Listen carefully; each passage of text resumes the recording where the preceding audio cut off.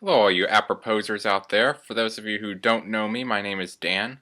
I'm interested in basically what everyone's been talking about so far: history, philosophy, religion, sociology, psychology, etc. I guess, to be completely intellectually honest, I'm also very, very slightly interested in cars and sports as well. And I'm happy to see that on our very first week, Christian has already started us out in controversy by outing three of us, including himself, as Texans. So I guess I'm going to have to go ahead and own the fact that I am also a Texan, as well as John Martindale. However, unlike Christian, I have defected and am currently happily living in New England. Now, what fiction book or series would I take with me if I was stranded on a desert island? I mostly read nonfiction, but in the last few years I've been working on reading more fiction and trying to become a little bit more well-rounded in that area. What I try to do is read a nonfiction book and also a fiction book at the same time. They usually don't get mixed up in my mind because they're, completely different. So obviously, no need to say it, Harry Potter is my favorite series, but that's also everyone's favorite series, which is why there's no need to say it. It will also be Best's favorite series once she reads it. I'm currently reading Tom Wolfe's novel, A Man in Full, which I picked up for free outside of a library.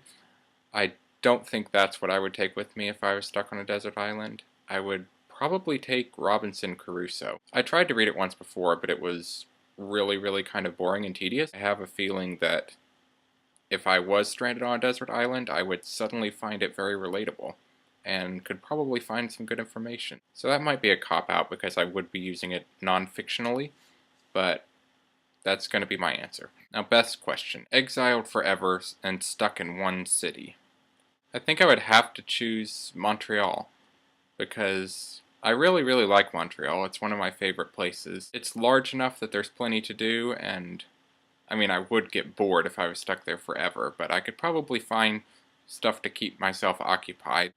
It's a very multicultural city, and there's a lot of international people there, so I probably could keep from feeling too isolated.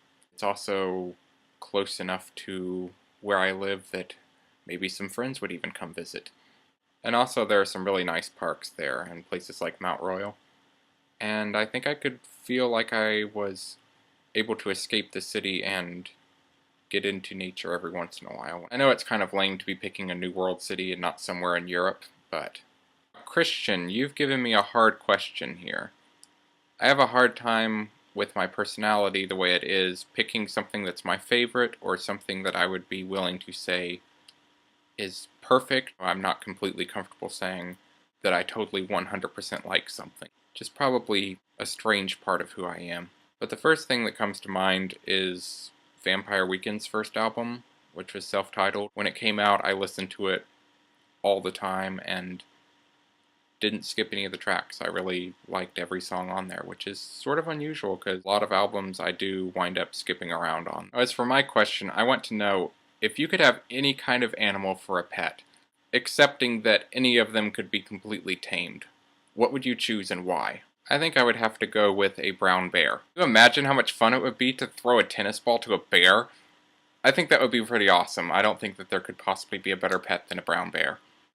And now, John, Mr. Friday, I look forward to hearing what you have to say about all this. Yeah, that's it for me. I'll see you all next week.